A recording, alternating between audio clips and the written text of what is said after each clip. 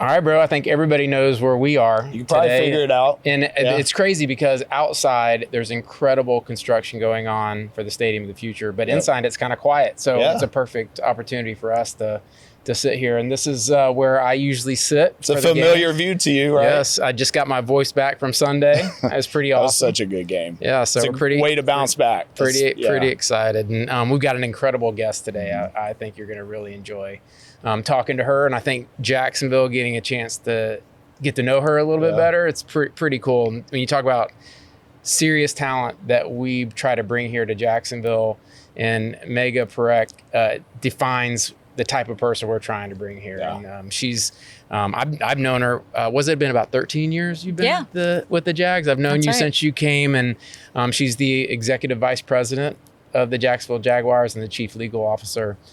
She's got a resume that's pretty strong. Impressive. I always look at her and think, man, she's such an underachiever. Right. I mean, she really should start going for it. But we did talk about how I'm bad at sleeping. So yeah, there's things I can work on. Megha, we're so glad to have you on Speakeasy, and I can't wait to have this conversation. We want to hear your story. So what do you think about all this? I know that you guys are crazy with work and everything right now in the middle of the season, but you also have to deal with construction and everything else that's going on. I love it. I think that people sometimes might be daunted by the different things that we have going on, but to me, that's what makes it fun for a couple of reasons. One, especially when it's construction, at the end of it, you get to see the thing that's built, right? So one of my most favorite days of work was when we unveiled the video boards in the pools. Right. And everybody was here in 2014 with a Fulham game and a Carrie Underwood concert.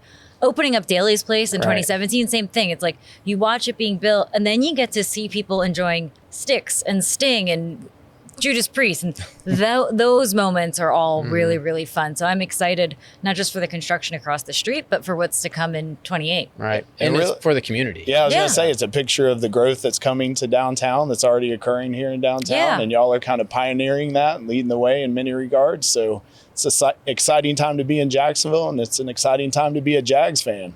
I have visited with the executives with the Jags, and most people probably don't know where your offices are, and they're kind of like in a dungeon down below the bottom of the stadium, and it's been that way for a while. You got to be pretty excited about the move. So I will say this. Moving offices will be great because that is a new building, Class A office space on the riverfront with windows. But there is not a moment at which I am not grateful for the fact and don't appreciate that. When I first came down here from New York, I pulled up to a parking lot and my office was now going to be in a football stadium. Yeah. That is a cool office to walk into every day. So yes, we are underneath the bowl, which is not necessarily the best building envelope, but we can go outside from our offices and go walk the concourse, which you can't do in a normal office building necessarily. But plenty of people work from outside, take meetings while walking around. And it reminds you every day of why you're here. So yes, that will be an improvement for all sorts of reasons. But there is something very cool about for over a decade pulling up to a stadium and being like, that's where I work. Yeah. You trade that in for windows, but it's been a ton of fun. And when you are working in the place where everyone's coming to you on Sundays, it does give you a good perspective of what's going on with the building in a way that you might not otherwise have. In a weird way, it being in an empty stadium feels good. It's like I feel very comfortable in this space. I love this space. I love cheering for my city. But to be here today is pretty cool, and to think about the fact that we get to do the podcast in the stadium. Yeah. So what we usually talk about on Speakeasy is the unique person that we have as a guest. What is their story? And I think Jacksonville would love to hear, what was it like when you grew up? Where do you come from? And what was your path? So I am still to this day like a fairly weird, nerdy introvert. And I grew up in New Jersey, and growing up, I was just one of those kids that loved reading, loved school, wildly unathletic. But my parents were immigrants, and sports and music were two of the ways that I found we really were able to connect and bridge that gap between where my parents came from and what their background was and where we're living now. Where did they come from? India. Okay. In the 70s. And so I was born in Jersey, and very stereotypically love Bon Jovi deeply to my core. Got to. I do. And it was a great place to grow up, but I found that because I am such an introverted person, for me, I'm not a natural networker. And I found that talking about sports or listening to music, those were great ways to connect people, right? They're natural built-in conversations for things that people are passionate about and love. It's also the moments, at least in my life, that punctuate my best memories. So I remember after September 11th, the flag from the Trade Center was in the center field at Yankee Stadium. Like, that's a very vivid memory for me. I remember my first Bon Jovi concert, and I went to like 16 of them and many other shows. But I always enjoyed the connections and the memory making that comes from working in sports. So I'm a lawyer, right? I'm not going to help on the field unless they ask me to, in which case I can throw like a tight spiral within a limited distance. But it's really great being a part of those moments that you hope other people, our fans, our guests, remember for the rest of their lives. Yeah, you make such a good point of how those things bring people together.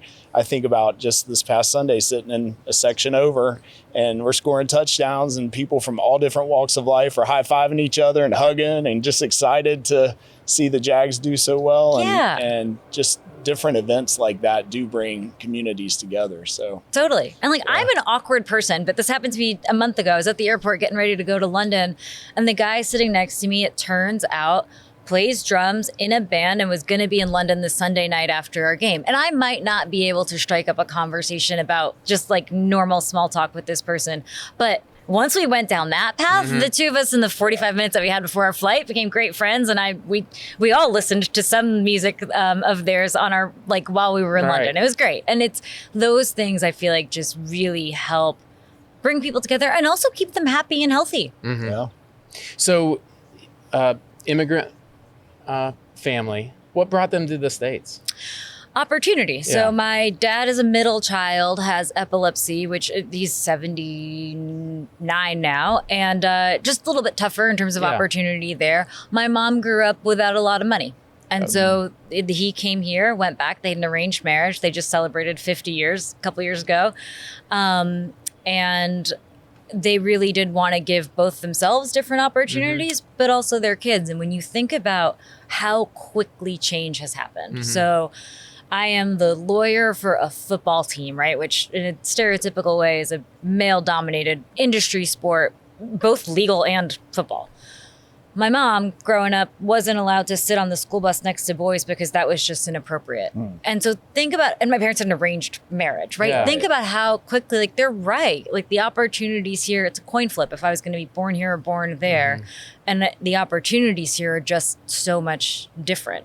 But you want two people who love this country like more than anybody. It's my parents. I love that. That's awesome. They became citizens in the 90s and they love it for what it's been able to provide. Yeah, that's awesome. So cool. And so you said you loved reading, you loved school. Clearly, with your resume, we can tell you love school. So walk us through what that was like. And I do believe you have a brother, right? I have an older brother, yes. And who's the golden child of the family? Well, not that I'm holding any resentment about that or anything. It's fine. I'm totally well-adjusted about it. But if he's the golden child, you guys must have some star-studded people in your family. He's great. But yeah, so I grew up with an older brother, which was also part of what brought me into like loving sports as much as I did. But yeah, like, you know, growing up, he's honestly a much kinder person than I am, a much friendlier person than I am. Like, we joke, like, we can't go to the supermarket without him getting into however many conversations he gets into. And that's just not me, like, naturally. But in high school, I was also the manager of our baseball team, which basically meant that I did the book for the team and like helped out our PE teachers that were coaching the team. And that's where I really learned a lot about baseball. And I still am like one of the few people that watches it to this day. It's like me and 65-year-old men watching games during the regular season. But I do love it still, but I learned a lot about the game. And of all people, it was our high school baseball coach. So I went to public school in New Jersey, super supportive parents, like won the lottery on parents. But I remember thinking, there's no way that I'm going to get into Harvard. And of all people, my high school baseball coach said, I think that you can do it. Why don't you just apply? So I was working at the Pizza Hut on Route 9, which is like a very stereotypical high school in New Jersey job. And I filled out my application for Harvard and I sent it. And it's at the pizza place. Yeah. And I did it because I thought that I was like doing fine, right? But I never saw that for myself, but he saw it in me. And so I sent in my application and I applied to Harvard and Rutgers, and I got into both, and I never expected it. And I remember when we got the big envelope and not the little envelope, saying to my dad, like, we don't have to do this. Like, I understand what the cost is. I am guessing that grad school will probably be in my future at some point, because like most good immigrant parents, it was like, one of you needs to be a doctor and one of you needs to be a lawyer. And that's pretty much what we expect and know. And he was like, no, he's like, this is what we work for. This is what we do. He's like, you're going. Man, what a great story. And I felt like a total fish out of water at Harvard, especially early on, but ended up finding my way and then went there. What did you study undergrad? Social studies, which is the best major ever, because everyone else like mastered that in 5th grade, but I got to take it in college. But what was great about it is that it was an interdisciplinary major. So everything from government, philosophy, history, economics, all of those things counted towards it. I had to write a thesis, and I wrote my thesis on heavy metal and like the history and the evolution of the music over time, the working class rhetoric and the masculine rhetoric. And there was a little bit of just, I think there's some, to your point about like, what might people not know? A couple of years ago, like, you know, Spotify does that Spotify Wrapped. I don't know what exactly was happening in my life, but I was in 0.001% of Kid Rock listeners. And I was like, what, like, how much rage do I have that I'm working out right now in this music? But I do love that music, and I loved metal then. And there's this idea, especially as a little girl, I probably scared the heck out of my parents buying Metallica CDs. But I would have never thought you can do those things. It always just bothered me. It's like, I can do those things and I can still also love school. I can listen to Warrant and also still be a feminist. Like, those things do not need to be opposed. Like, I don't know when it became that people don't have the right to be complex. Like, yes, I'm 6 tattoos deep and I listen to Kid Rock, but I still take my job really seriously and I want to do a good job, and those things can all coexist. I'm sorry, T. I was just going to say, did you always want to be a lawyer from the time you were younger, or was it really one of those, I'm going to choose one of those two paths, medicine or law? Yeah, well, I knew that I was too squeamish for the medicine part, so that wasn't going to happen. But I will say that the part of being a lawyer that I really enjoy is that at its best, the law is designed to protect people that can't necessarily protect themselves. And when you get to be a part of that, so there's all kinds of great things. Like, yes, of course, we do contracts to help build the stadium, and that's really important. But there's other pieces to the job where when you get to be there to help somebody who may not be able to protect themselves, that's lawyering at its best. I always really liked that part of it. So despite being an introvert, I'm also kind of a big mouth, as you can tell. And I think that so much of that's important, where especially right now, right, there's this idea that, hey, people want to be neutral or not get involved. And I think that you're doing a disservice to everybody by doing that, especially if you're in a leadership role, because there is a difference between meddling and being silent when something wrong is happening. And I just feel like, especially when you think about all the opportunities that I've had, I'm like, no, I can't be silent if something wrong is happening, because I do want everybody to have the exact same opportunities that I've had and to be treated fairly, which I have been, right? Like, there's no greater compliment the fact that, like, you know, obviously who owns this team and who I work for, and the fact that they trust me to do what I do, that's incredibly humbling. So you graduated magna cum laude at Harvard, which is pretty impressive. I'm not thinking I'll ever be in a spot like that, but pretty impressive. But then But I went to college and I was like, this is so expensive. I can't miss any classes. Yeah. I like, and credit to my parents, so I won't ever admit this to them because I'm still a petulant child, but like, they did such a good job of instilling in us, this is your key to success, right? Is education. So yeah, I love sports and I'm walk into doors. Like, I'm wildly unathletic. I'm never going to be on the field, but Sam, if I don't get to go to more NFL games than I ever thought in my entire life. Yeah, that's pretty awesome. And so then you apply to Harvard Law, get in, and then do you know what type of law you want to practice when you get in, or do you just open to whatever happens? I was open to whatever happens. I will say that one of the best things about being at Harvard are the other people that it attracts, in terms of you are surrounded by students who are smarter than you, let alone the faculty that you get. Yeah. And so while I was there, I took a class in women's human rights with Catherine McKinnon, which is like learning how to play guitar from Eddie Van Halen. Like, it's just a really incredible experience.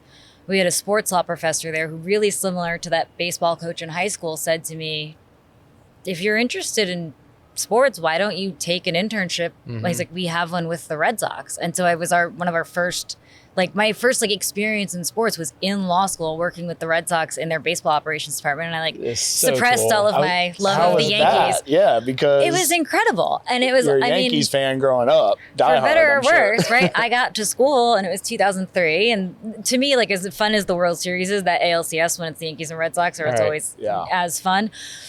And then the next year, the Red Sox won.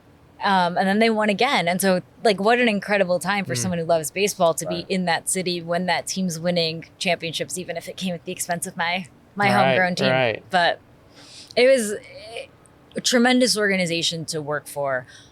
Ton of opportunities in terms of learning. And I do get this question a lot of what's it like being a woman in a male dominated industry. And it's look, in some ways, without being dramatic about it, a lot of the world is male dominated. It just is. That's just how things have been set up, because that's who's been able to make decisions. Nothing wrong with that, just how it is. But a lot of times being a woman, there have been challenges, of course, but a lot of times it's also helpful because you are the one person who sticks out differently. And so for me, it's okay, I want to make sure that people don't think that I've gotten this job for some reason other than my talent. And I'm going to try and work harder, be over-prepared, and not in a way that's trying to be competitive to people. But if I'm going to have a seat at this table, I want to make sure that I feel comfortable, that I belong. Yeah. And they were really willing to introduce me to other parts of the organization, including baseball ops. And it was an amazing first experience working in sports. That's a great perspective. I'm a girl dad, so I have a couple of daughters that are in their 20s and starting their careers, and I'm going to have them listen to that advice that you just shared and let them know that they can, move forward no matter what the outside influences say. Just do your best, be your best, take advantage of those opportunities, and Well, and don't doubt yourself. If somebody else sees something in you, don't question their judgment all that much. So when I was first offered this job, I was talking to a friend who's still the CFO of the Cleveland Browns. And I said, I don't know if I can do this job. And he said, if I think that you can do it and they think that you can do it, why are you questioning if you can do it? Be humble, ask questions when you don't know what you don't know, and call if I can help you. He was but go take the job. Yeah. And what was the offer to start with the Jags? When you first came? Our lawyer. And then as Mark does, he's an incredible salesman. So I came down thinking I was going to be a lawyer. And then my first week, I got HR and IT. And shortly after that, we started construction. And thanks to Mark, he's always been willing to give me as much opportunity as I'm able to handle and willing to take on. And what a great person to work for, right? Yeah. Because then you're able to touch on all kinds of different things that I never expected to touch on. Right now, security reports up through me, IT reports up through me, managing stadium construction.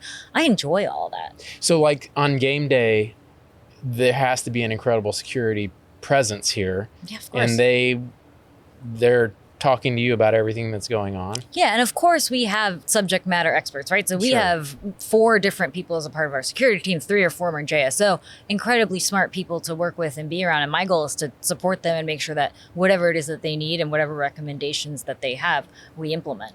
But same thing where it's especially in a lot of those meetings, we were in a meeting with 21 people talking about security, and it was all men besides me.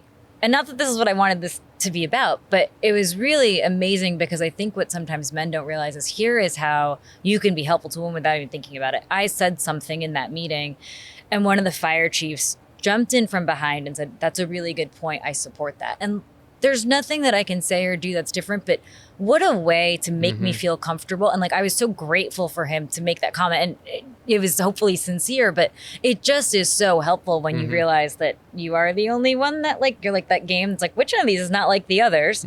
But if people are willing to invite you into the room and listen, there's tremendous value in that. And I really appreciate it. That is so cool. And it's sometimes I'm obviously looking at your point of view.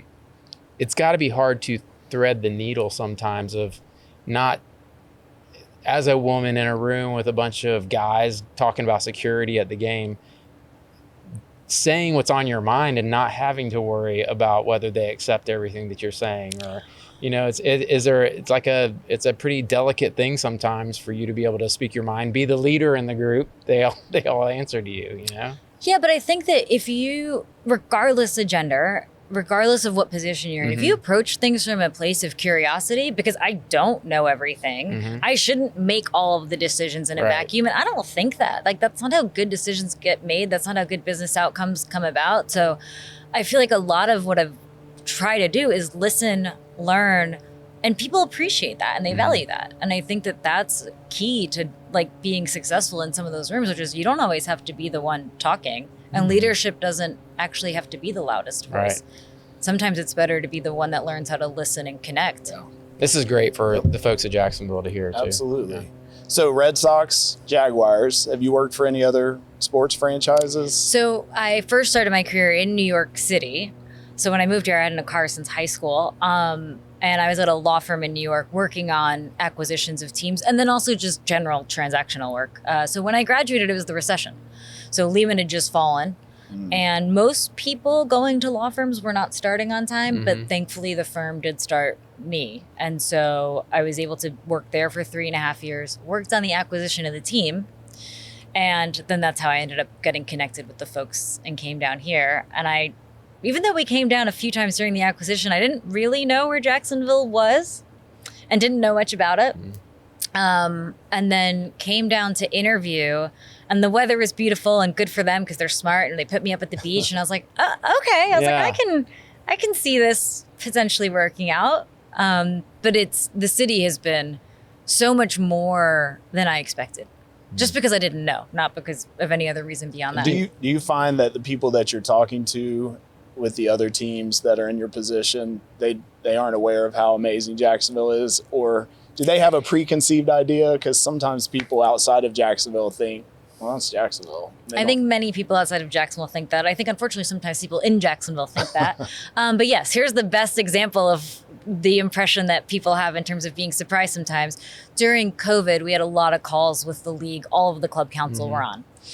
And there was a leak after one of the calls. And so during a Zoom call, they asked everyone to turn their video on.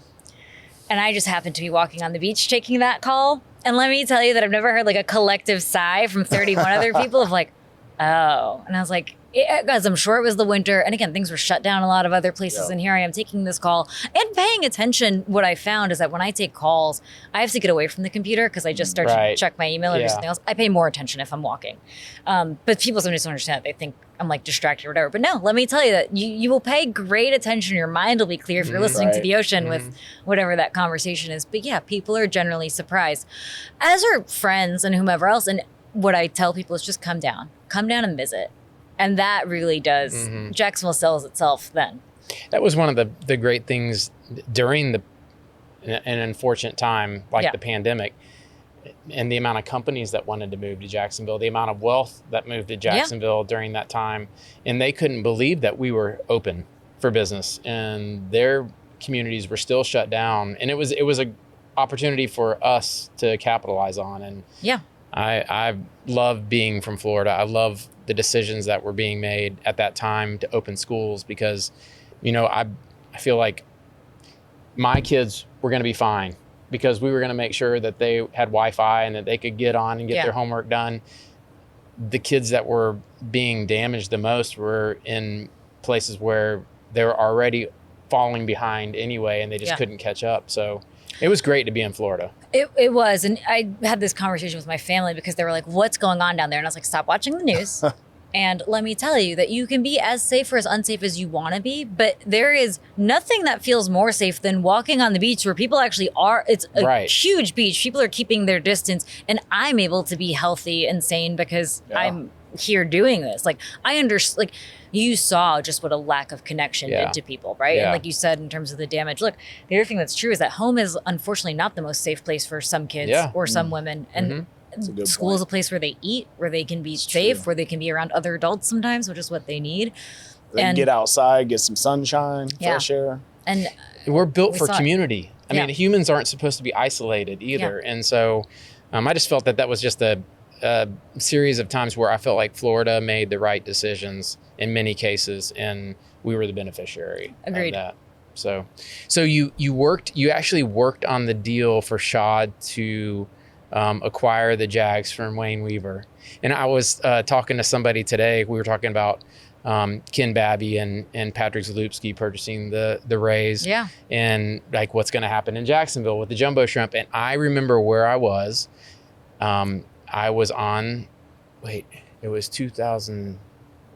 What year was that? 13? That Shad bought the team? Yeah. January 4th, 2012. 12. So I was in the legislature, and we were not in session at that time. And I remember exactly where I was when somebody called me and said, "Have you heard?" And I went, "What?" And they told me that Shad purchased a team. And we were like, who's Shad Khan? You know, the first thing we start doing is trying to figure out who Shad Khan is. And I knew the Weavers. And so there was a sense of what's going to happen in Jacksonville. And looking back on it, I told somebody today, that was the best thing that ever happened in Jacksonville. And so tell us about the first time you met Shad and what that was like. So I was a junior lawyer, right, working on the deal itself. And you don't really normally get a ton of client exposure in situations like that. But this is one of those situations where, because people did appreciate just how much of I like to say that I'm well prepared, but I'm probably a little bit neurotic too. It helps, right? And so people are comfortable. It was helpful because I would then get invited into rooms that I may not otherwise be in, because they knew that I would probably have information that was relevant. I remember when I was like first thinking about coming down here, and even before I met him, working with Flexingate's lawyer at the time on the acquisition, he goes, "What you will realize is that Shad is like a force of nature." And that's how he described him. And I think that that's absolutely right. Where like the vision that they have and the execution. When the team was sold, how many conversations for how many years did you have to hear about team's going to move? Yeah. And people just maybe didn't quite appreciate what was actually happening on the ground. Because as soon as the team was purchased, right, Shad and Mark, let's look at this stadium. Let's improve the locker room. Let's add the video boards. Let's add the pools. Let's build an amphitheater that's got now 40 concerts that we're adding to downtown every year. And then, of course, with what's going on across the street with the office and the hotel, which is hopefully just part of, it is rare to have a city where you have the stadium that's actually downtown, let alone in a sports complex with a ballpark, an arena, and an amphitheater. Like, what an incredible district that we have on a river. Like, this is a wonderful footprint for a place to be a really fun environment for people to come to. And still a blank slate to and continue, visit. Yeah. And there's been so much in partnership with the city, so much public and private investment in the sports complex. And my hope is that it becomes a place where, when you said people outside of Jacksonville are like, Jacksonville, like, no, that's a place that we want to go to. What a great place for an NFL weekend where I can go golf on a Saturday, watch football on Sunday, especially at this time of year, and come down and have some beautiful weather and enjoy it. Like, stay over and go to the beach. And yeah, it's amazing.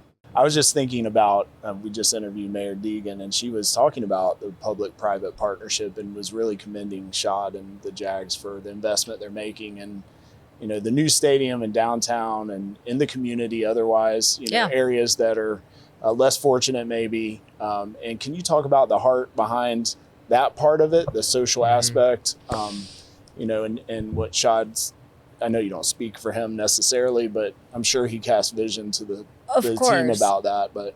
And Mark has said this a handful of times, which is, look, like it would be foolish of us or myopic of us to think just about this building and not also think about downtown as a whole, our neighbors that are proximate to us, because the strength of this organization, the strength of the franchise will be enhanced if we have a stronger downtown, a stronger business community, stronger residents, right? People do generally want to be able to walk around, which means they want a place that's safe with options of places to go, to eat, right? To hang out, and bless the bar that's right next to the arena for being there for as long as they have. But if this was a district where you could come in not just for the game, but for the entire day, and then you spread growth through job creation, right? Whether that's construction or long-term adding jobs, right? With the opening of a hotel, with the opening of an office building, and then also through giving, right? And hoping that people can then develop. And so what I like about that is that it's a mixture of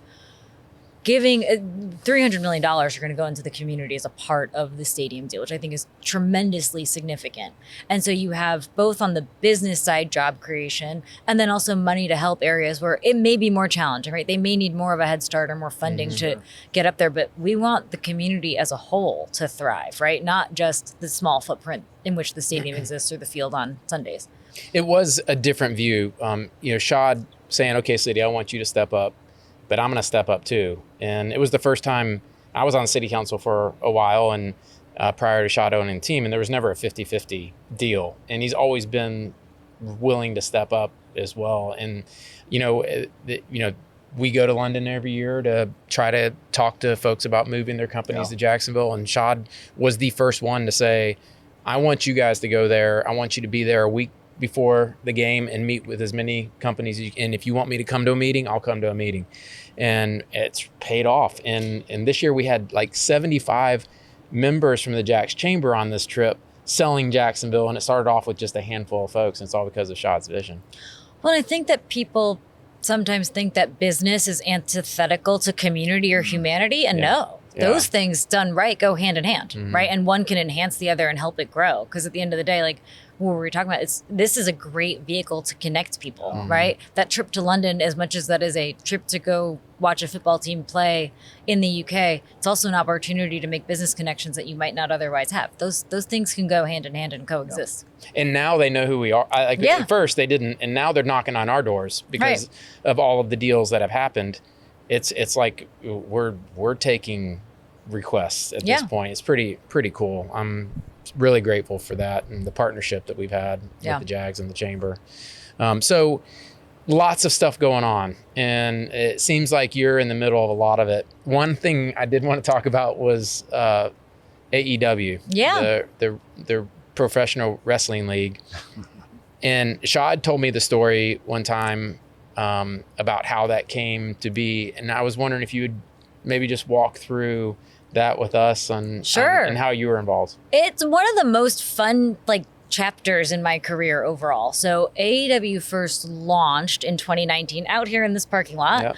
And I remember, so this is somewhat embarrassing to admit depending on what circle. When I was a little kid, my brother loved WWE, or WWF at the time, and loved watching wrestling, and so did I. And so it got to the point when I was about 12 years old when he was like, you have to stop watching wrestling. Like, this is not what little girls do. Like, you just can't. You can't do it anymore. And I was like, okay, you're probably right, which was fair advice at the time. But I did love it when I was a kid. And so I did know a good bit about it. Who was your favorite wrestler? I was going to say, who were your Bret Hart. Okay. It was also on Lonesome Dove, and I was really into it. But what I loved about it was the storytelling, right? Yeah, so there is an element to me of that where that is your classic good versus evil battle, and you put that into Shakespeare, you put that into a wrestling ring. It's that same ethos that people really gravitate towards. And so I remember at that event in the parking lot thinking, okay, this is a startup backed with tremendous resources and incredibly smart people with a ton of vision. It's interesting to see where this goes. And they first started touring in October of 2019, secured a TV deal, got on the road, and I was in Salt Lake City in March of 2020, the day that the Rudy Gobert news broke. And I remember I was sitting there and I had a 7 a.m. flight the next day, and I was thinking, something is shifting here, and it's bigger than I think we're all appreciating in this moment. And I moved my flight to midnight, and AEW is supposed to be in Newark the next week. And I was like, there's not a chance that we're going to Newark. And I landed, and I was going to go home. But instead, our trainer was like, you should probably come to this. Back up and tell us what was the news that broke, so the people in Jacksonville. This was a week probably before the world shut down. Yeah. But the NBA announced that it was shutting down for a period of time. And so I came back, and I remember walking into a colleague's office and saying, I don't know what's going to happen, but I think that we need to prepare ourselves for pretty significant business interruption for some period of time, just based on what we're seeing. And TPC was that next weekend. Yeah. And thankfully, truly thankfully, the mayor at the time, Newark canceled on AEW and everything. This is a live events television show. Like, what are we going to do? Because it's new. And the amphitheater, which was built to host concerts, but everyone stopped touring at that time too, became AEW's home for 18 months. And so we had some of the only live content being produced at the time. We were all a little bit nervous but thoughtful, developed some of the first protocols. We're one of the first events in the world to have fans when you fast forward to 28. Yeah. But when people ask what I was doing during those early days in the pandemic, I was like a fake audience member at a wrestling show for a lot of that time, because we just wanted to support and really wanted it succeed. And it was a special time. We all, for a time, like you said, when people were really disconnected, I lived here, so that was a little bit easier for me. But for a lot of people, they were coming in and we were filming every other week. And, every other week for them, that was their social life. That was their friend group. That was their community. And it was great. And it was great for them to be here for as long as they were. And then thankfully, the world started opening back up and they went back on the road in July of 21 and have been doing great ever since. That's awesome. And so are you responsible for like when that we find a new wrestler that's coming in to sign them, or how does that work? If it's a new league, it's basically your rules, right? That's right. So we were a startup league, but luckily had the benefit of having worked at the law firm and then also having worked here, knew a little bit about what that structure ought to work like. And thankfully, yes, there was an early period of time where I was like, I cannot believe, and I, of course, try to be professional about it, but growing up the way that I did, when we were signing Chris Jericho, I was like, I can't believe that we are signing Chris Jericho. This is a real thing. This is a real company. This is a real successful person that's going to join it. And, their first show was in Las Vegas, of all places. I will tell you that what a learning experience that was for me overall, just because it is a very unique business, right. Different, but we had the ability to really at its launch, shape how and put the structure in place to help it really grow. And that's fun to be a part of. Are they as big a character out of the ring as they are in the ring? Much like any business, right? People are different, but yeah, it takes a certain personality type, I think, to want to do it. And then it's interesting because you have people who, some of them go by their ring names, some of them go by their real names, and it just really depends on the person. But learning how they operate was interesting. Much different experience, but really fun. And because they are not used to, when you have a football player that's been in high school, goes to college, and especially a big program, and then comes to the league, they're used to certain expectations or standards when it comes to care. For the wrestlers, it's different. It's a much different system before they get to one of the big companies. And so what was really great was like they were so appreciative because they realized that, hey, we have the resources of an NFL team at our hands, but we're to the point where sometimes like I think that they didn't even understand or know how to accept it. But what a great thing to be a part of, which is like I was at a talent meeting once and I said to them, I was like, sometimes I think that you guys have lower standards for how you ought to be cared for than we do. Like, you guys deserve better than that. And I think that they really appreciated that. And they felt it, through the family's leadership, which is... Wrestlers beat themselves up probably more than any other athletes. Choreographed, but still painful. So I did think that everything was props. Like, I thought that, like, you weren't putting real people, like, putting people through real tables and chairs. And then I asked someone one day if they would put me through a table, mostly joking. And he goes, I can't, you're too light. And I was like, what? He was like, no, we have to go through together. And I was like, oh, okay. And I am a little bit nuts at times, but I remember thinking that they are not going to take me seriously if they see me as some lady in a suit who's like a step removed, right? Right. And so to prove a point, when they were here, we had a match with 2 cages. And before they all got here that day, I climbed to the top of the cage. I made one of my coworkers take a picture. And I was like, we're going to send this to them. We're going to let them know if you can do it, I can do it too. And by the way, that means that like we are going to be on a level playing field here, right? Like there's no, like we are all colleagues. This is a real company. We all work together. Awesome. And like, yes, terrified, which I did not want to admit to them, but I did it just to prove to them, like, listen, like, we're all in this together. Like, we actually care about you. And if I can go to the top of the cage, you can sit and listen to like my presentation. That's such a great story. And kudos to Tony for visioning this and completely how successful it is now. It's pretty crazy. Yeah, it is. And it's great. And it's growing. And, thankfully they are on the road and doing wonderful. Yep. So you talk about, that pandemic time and how everything was interrupted. What was it like, some of the biggest challenges, from the Jaguar standpoint, with that next season and all the different things that you had to put into place? So I do really like being proactive and prepared. And I remember I did a lot of beach walking, right? Because we were not necessarily in the office quite as much. And I remember thinking, this is the year where I need to learn how to be agile and adapt because there was so much uncertainty and a lot was changing. And so it's probably the busiest that I've ever been in my career, even though I wasn't necessarily at the office every day all the time because we were working on football. We were the only team with fans for every single home game that year. And then wrestling was here operating for that 18-month period. What was challenging, what I think is some of like the adjustment needs to switch back, is that because the workday became more fluid and so many people were working from home, I think that people have forgotten a little bit that, yes, you can work anytime. Like, I will work any time of day, but it's not good for anybody to work all the time. Right? Like, so making sure that we were communicating with people, including through uncertainty, because that communication, even when the answer is, I don't know exactly what's going to happen, is actually comforting. Yeah. And so talking to people about, setting up the NFL protocols, our facilities team went through so many changes in terms of, we don't have a lot of time, but this is what you have to do to keep people safe, to have them in the building during the season. The protocols did change pretty regularly, whether it was NFL prescribed or even what the CDC's rules were. And so people were in this constant state of adapting and being in flux.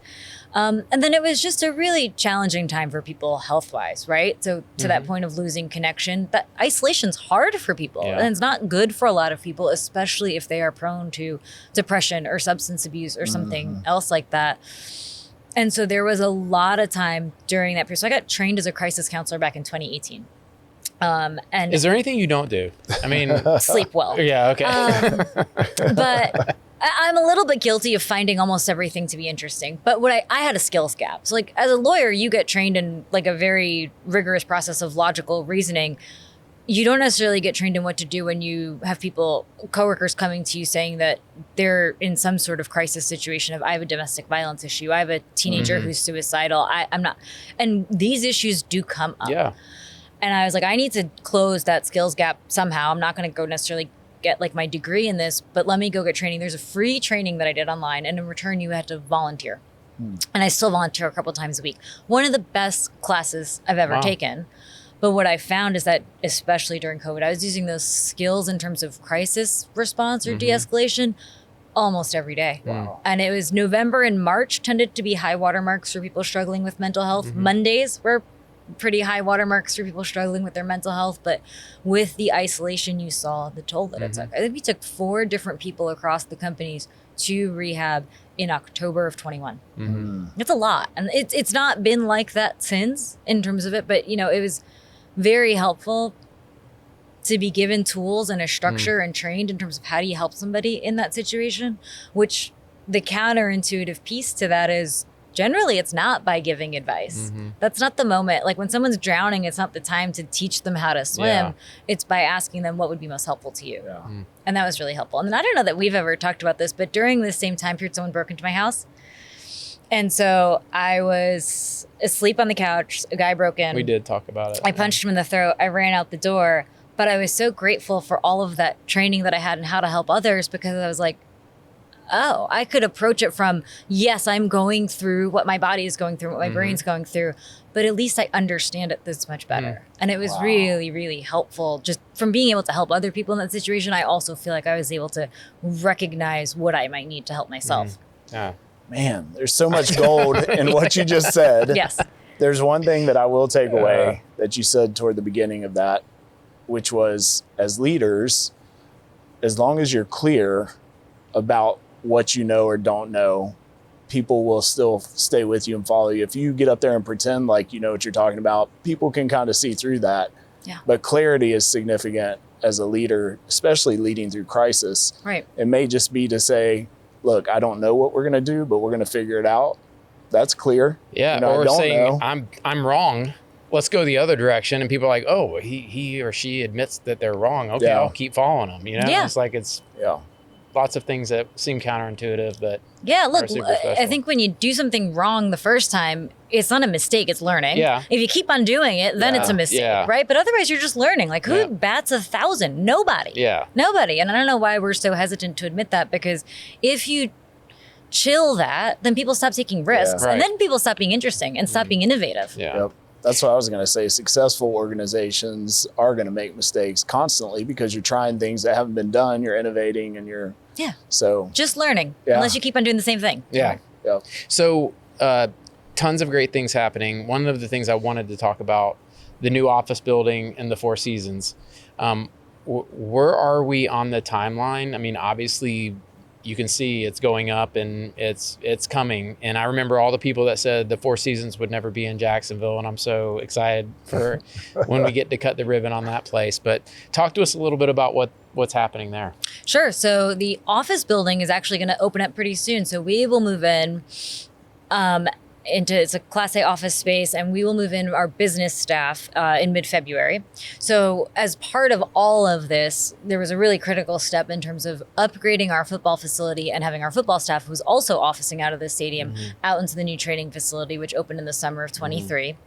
We'll be moving in a few months, and then that will help facilitate a lot of the changes that you'll see in the stadium, which is like what is currently our office space is going to be totally transformed into a new club space and additional locker rooms, additional green rooms, things like that. So a lot of it will become fan facing, which is great because then the stadium will use that.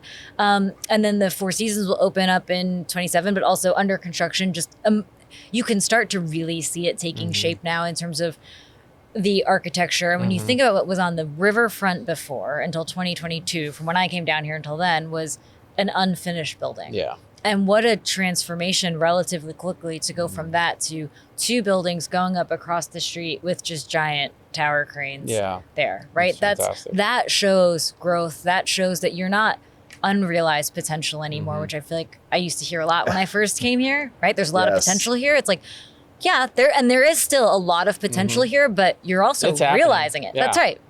It's happening. So you guys will take one floor? Three. We will take three. And then there will be one tenant? Do we know what that is yet? There's two other floors with other tenants in them. Okay. Yeah. Yeah. Can you mention those yet? No, not yet. So you guys get out of the offices as soon as the season's over. What happens inside the stadium for the fans? What would they expect to happen?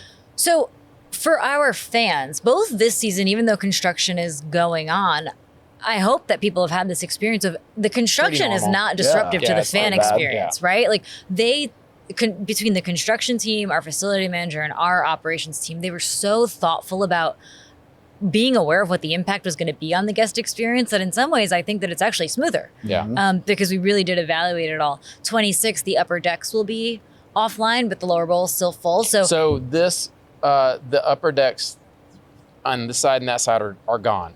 The seating will be gone. Seating will be gone. So, is that going to be where the first construction, as soon as the season's over this year, will take place? Yeah. Okay. So that and demo. Yeah. And so we will play at partial capacity for 26, but what an awesome experience, right? Yeah. To be able to go to a football stadium that's a more intimate experience. Like that's going to be a special year. Are those seats like right there going to be those seats should be fine. All right. You just want to make sure. Yes, that's for the 26. main concern, right? And we'll be away for 27 and then back in 28. The part of the reason for needing to be away, so it was important to the city and important to us because it was also important to the city to keep as many games in Jacksonville as possible, right? Good for our fans, good for the city. We did have to be away for 1 year just to accommodate the construction of the canopy structure because at some point they will put that ring beam that goes up to support the new roof. They build that in the bolt and then lift it up. And so you can't do all of that in one off season, which is why we need to go away. But hopefully you guys saw it, not just, when you come to games, but even today, they are making really significant progress. It really is. Like these columns are out of the ground and they're working in all four quadrants of the stadium. I remember the night before we opened up the stairs, like I hope people are as excited as we are about opening up the stairs. But I think that they are because it really does show you just how transformative the renovation will be. Like we've talked about it for a while, but when you actually go walk out onto that concourse and see downtown, the construction across the street and our stadium, it's going to feel like a different place. It's progress, you know, and that's exciting. We walked up those steps to get to the game Sunday. Right after I did the Stairmaster. There you go. That was horrible. No, it wasn't. So going to be away for 1 year and obviously Jag game in London. Have we decided exactly where the stadium's going to be that we're going to go Not to? yet.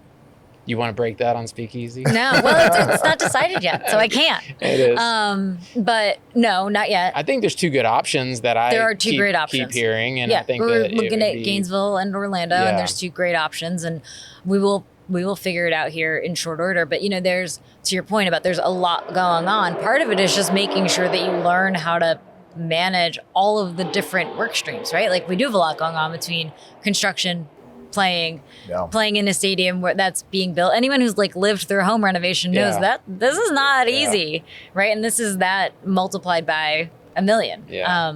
Do you have to staff up for like that, or are people taking on different roles, and like is it a hybrid situation? Like how are you approaching that? Probably all of the above, huh? So we have certain like people on our side that have taken on different roles or responsibilities related to construction. But if you guys saw, there's an entire trailer complex out here with contractor, project manager, architect, all the subs that come in. And this is a thing that I've heard for a long time about Jacksonville, where people are like, well, but where will we park? Right? They talked about that a lot when we're talking about development around the stadium. And I remember thinking to myself, who figures this out? Every other city. Like I look forward to the day, and I say this, but like until it inconveniences me to some degree, but I look forward to the day when we have to figure out the parking problem, because that means that this entire complex is active. And look, we are here for the events that we are here for, but there's so much more going on between the ballpark, the arena, Daly's Place. So this is a great thing, the great problem to have, and we will solve for it. Like I want to solve that problem of we have so many people coming down here that we need to make sure that we find other parking. And the citizens of Jacksonville, I think they do understand the highest and best use of that property right outside the stadium is not a parking lot. Yeah. We should have a full-blown entertainment area that fans can come down and enjoy the entire day and stay after. And it is important to figure it out, right? So I'm not trying to be dismissive of the problem. Like that's a critical part of it. It should be easy for people to get in and out. Does it need to be this? Not necessarily, right? Not, like you said, not necessarily the highest and best use. So you've been here for a lot of the transformational moments in Jaguars history. Do you have any that stand out to you above the others? Maybe not necessarily a favorite, but maybe it is a favorite, or maybe it's just one that... Bon Jovi singing in the third quarter of the AFC championship game. Is that game? I felt like very conflicted at that moment, because like this is not what we... Yeah. I knew as soon as he started singing, I was going, damn, it can't be good now. Bon Jovi's living on a prayer. I will say that this community, you feel it when they rally around the team. And one of my most favorite games was our Bills playoff game. Yeah, that was awesome. People say Jacksonville, people might say like, oh, our fans are fair weather fans. I was like, when this community comes together, there is no more fun rockin' place to be. And that really did stick out to me as a moment where I was like, man, with this stadium feels like it's on another level right now. Yeah.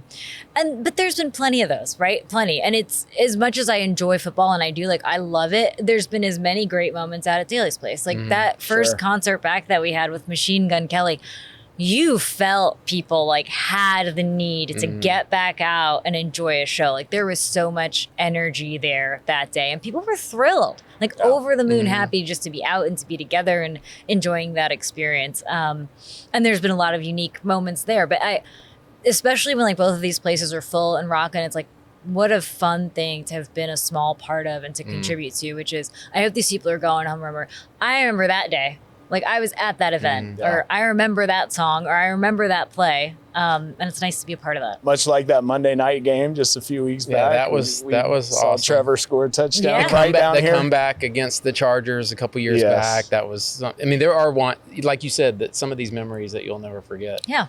So we're over time at this point, but we do ask a couple questions that we ask everybody. Sure. And one of them is you have definitely earned a really cool job in Jacksonville, and I love the fact that we get to work together sometimes, and I'm so glad that you're here.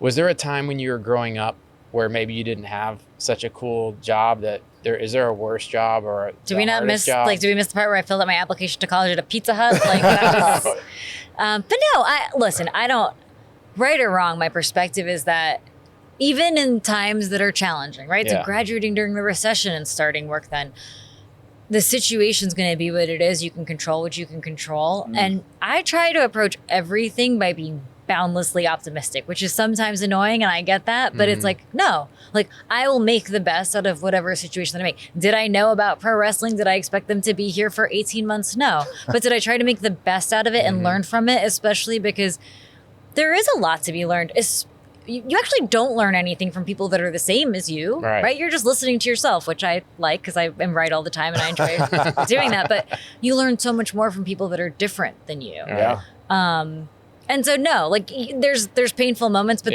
that's growth, right? Yeah. That's how you know it. It's growth.